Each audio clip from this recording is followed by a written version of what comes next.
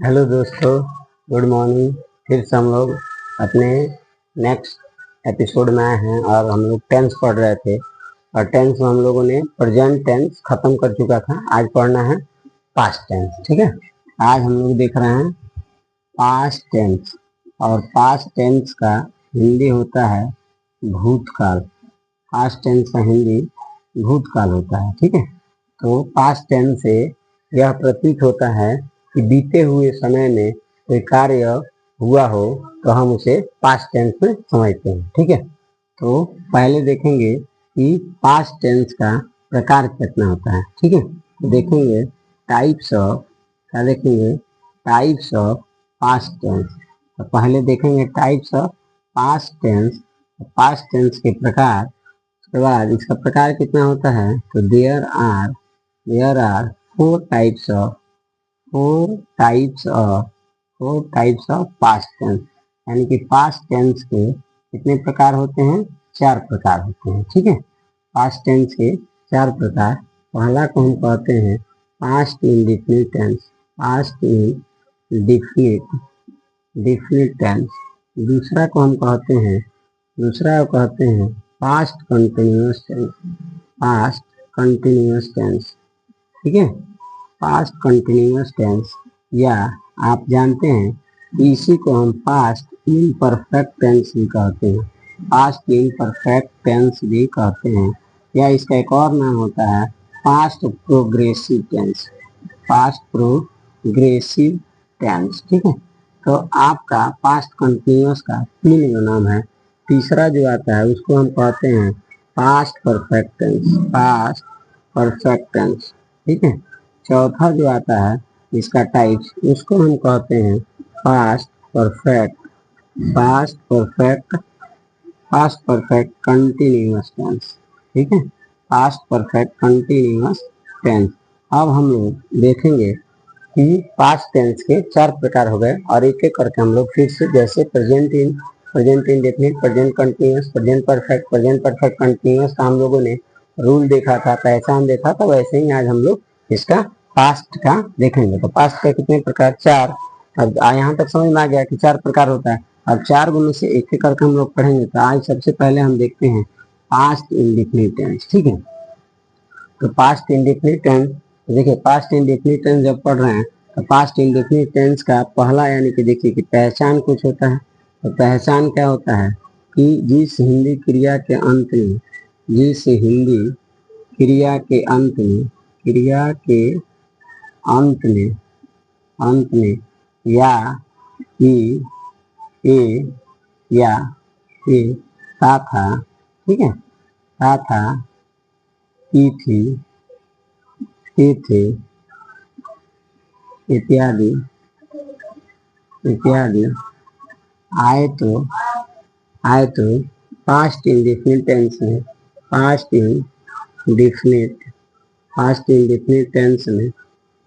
में बनाया जाता है। पास्ट इंडेफिनिट टेंस में बनाया जाता है।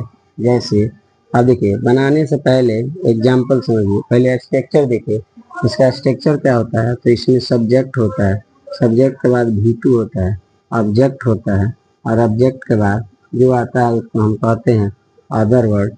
यही इसका स्ट्रक्चर होता है, और इसी पर हमारा यानी कि सारे प्रेजेंट इंडेफिनिट का सेंटेंस बनता है। जैसे एग्जाम्पल देखेंगे कि वह खाना खाया, देखिए खाना खाया, लास्ट में यह आया कि नहीं है, खाना खाया। ठीक है, तो क्या लिखेंगे? ही। खाना का दूसरा रूप होता है एट, और क्या खाया? भोजन, फूड। सही।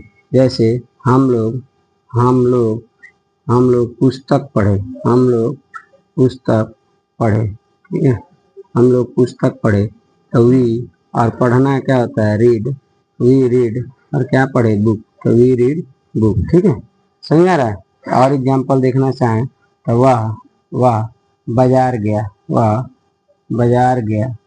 ठीक है, वह बाजार गया। तो क्या लिखेंगे? ही वेंट टू मार्केट, वह बाजार गया। ठीक है, जैसे सीता खाना पकाई, ठीक है, तो सीता खाना पकाई।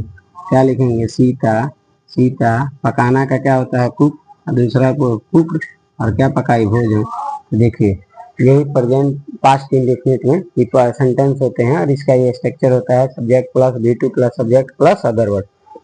ठीक है, अब अदर वर्ड इसमें नहीं आ रहा है तो आपको जानना चाहिए कि अदर वर्ड आएगा कहाँ और कैसे पहचानेंगे। तो अदर वर्ड के लिए एक सेंटेंस और हम लिख सकते हैं कि सीता सीता सीता सुबह में, सीता सुबह में चाय पी, सुबह में चाय पी। तो देखिए सुबह में चाय पी तो हम इसको कहेंगे कि सीता सीता, चाय पीना क्या होता है टेक, और टेक का दूसरा रूप हो जाएगा टू टी, और कब पी सुबह में तो लिखेंगे इन मॉर्निंग या इन द मॉर्निंग में लिख सकते हैं।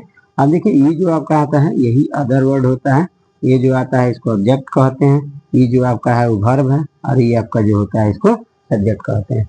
अब हमको यह उम्मीद है कि आप लोग यानी समझ गए होंगे कि इसमें अदर वर्ड कैसे आता है और कहाँ लिखते हैं। ठीक है, अब इसका हम लोग दूसरा देखेंगे निगेटिव सेंटेंस। ठीक है, तो पहचान तो यही रहेगा, खाली इसका क्या बदलेगा, आपका स्ट्रक्चर बदल जाएगा। ये तो अफर्मेटिव सेंटेंस था सब, उम्मीद करते हैं कि यहाँ तक आपको समझ में आया होगा। अब हम इसको देखेंगे कि आखिर इसका निगेटिव सेंटेंस कैसे बनता है। तो निगेटिव सेंटेंस कैसे बनता है, तो दूसरा हम लोग का आता है निगेटिव सेंटेंस। ठीक है, तो निगेटिव सेंटेंस में निगेटिव सेंटेंस जो होता है, तो निगेटिव सेंटेंस जो होता है उसमें क्या स्ट्रक्चर होता है, तो सब्जेक्ट होता है, और देखिए इसके साथ डीड नॉट लग जाता है। ठीक है, डीड और प्लस नॉट, और उसके बाद यहाँ पे वर्ब का वन हो जाता है, और उसके बाद ऑब्जेक्ट हो जाता है, ऑब्जेक्ट के बाद क्या हो जाता है अदर वर्ड हो जाता है। यानी कि कहने का मतलब है कि यहाँ पे जब यानी कि डीड, देखिए क्या है डीड, क्या है डू, आपने पढ़ा होगा, डू का दूसरा रूप डीड होता है और तीसरा रूप इसका क्या हो जाता है डॉन हो जाता है। और डीड इसका जब दूसरा रूप ऑलरेडी यहाँ पे आ गया, इसीलिए यहाँ वर्ब का कौन सा रूप आ रहा है, पहला रूप आ रहा है। ठीक है, यह वर्ब का पहला फॉर्म आ रहा है। ठीक है, तो हम अगर इसका एग्जाम्पल देखेंगे तो हम कह सकते हैं कि हम लोग खाना नहीं खाएं, हम लोग खाना नहीं खाएं। तो देखिए नहीं आया है तो हम लोग का क्या होता है वी, अभी आपको बताया जब निगेटिव आया तो डिड नॉट लगा देना है, और खाना का क्या होता है ईट, और क्या खाएं फूड, यानी कि लिख देंगे we did not eat food. जैसे वे लोग बाजार नहीं गए, वे लोग बाजार नहीं गए, वे लोग बाजार नहीं गए, तो क्या हो गया ये लोग बाजार नहीं गए, तो नहीं आया है तो ये लोग का क्या होता है दे होता है। और यहाँ पे सिंगुलर है या प्लूरल है आपको कुछ नहीं करना है, डिड नॉट ही लगाना है। यहाँ पे लिखेंगे डिड नॉट, और जाना का क्या होता है गो, और कहाँ जा रहे हैं टू मार्केट, यानी कि ये लोग बाजार नहीं गए। ठीक है, मार्केट, ये लोग बाजार नहीं गए। ऐसे और एग्जाम्पल समझना है तो समझ सकते हैं कि जैसे वह भोजन नहीं लाई, वह भोजन नहीं लाई। ठीक है, तो देखिए नहीं लाई तो क्या हो जाएगा सी डिड नॉट, लाना का क्या होता है बाबू ब्रिंग होता है, सी डिड नॉट ब्रिंग फूड, यानी कि वह भोजन नहीं लाई। ठीक है, तो ऐसे इसका नेगेटिव बनता है। उम्मीद करते हैं कि आपको अच्छा से समझ में आ रहा होगा। तो देखिए कहा जाता है ना कि देखिए अगर कोई भी चीज़ है प्रयास कर रहे हैं बार बार करेंगे ना तो हमको आ जाता है। तो देखिए इतने आसान शब्दों में आपको यानी कि कोई नहीं पढ़ाता है, हम आपको बता दिए यहाँ पे यानी इसका पहचान बता दिए, साथ साथ इसका स्ट्रक्चर बता दिए। स्ट्रक्चर के साथ यानी कि आप एग्जाम्पल देख रहे हैं, एग्जाम्पल जब आप देख रहे हैं तो आपको क्लियर हो जा रहा है कि ऐसे कैसे बनाना है। ठीक है, क्या है इसका। ठीक है, इसका अगला इंट्रोगेटिव आता है और क्या आता है अब ये भी देख रहे हैं, समझ देखिए इसमें घबराने की कोई बात नहीं, इंग्लिश कोई इतना भी डिफिकल्ट नहीं है जितना आप डिफिकल्ट सोच रहे हैं। ठीक है, आप देखिए अब इसका इंट्रोगेटिव देखते हैं। इंट्रोगेटिव में क्या होता है, इंट्रोगेटिव में जब आपको स्ट्रक्चर पता होगा तो क्या होगा, स्ट्रक्चर पता होगा तो आपको आ जाएगा स्ट्रक्चर कैसे होता है। इंट्रोगेटिव छोड़िए, एक काम करते हैं यहीं तक रहने देंगे, ज़्यादा लॉन्ग वीडियो हो जाएगा ना तो थोड़ा बच्चों के लिए देखना ये हो जाता है, बच्चे देख नहीं पाते हैं, जल्दी से छोड़ के स्किप करके चले जाते हैं। तो स्किप कर देने से देखिए आपको इंग्लिश नहीं आती है। अगर आपको इंग्लिश एक्चुअल में सीखनी है, जाननी है, तो आपको यानी कि क्या करना पड़ेगा, पूरे अंत तक वीडियो देखना पड़ेगा। ठीक है, अगर आपको वीडियो अगर पसंद आता है तो लाइक कीजिए, कोई दिक्कत होता है डाउट होता है तो कमेंट्स कीजिए। अगर आप नए हैं तो आप हमारे चैनल को सब्सक्राइब कर लीजिए, ऐसे ऐसे आपको और भी वीडियो मिलेंगे, धीरे धीरे कंटेंट बढ़ते जा रहा है। थैंक यू, धन्यवाद।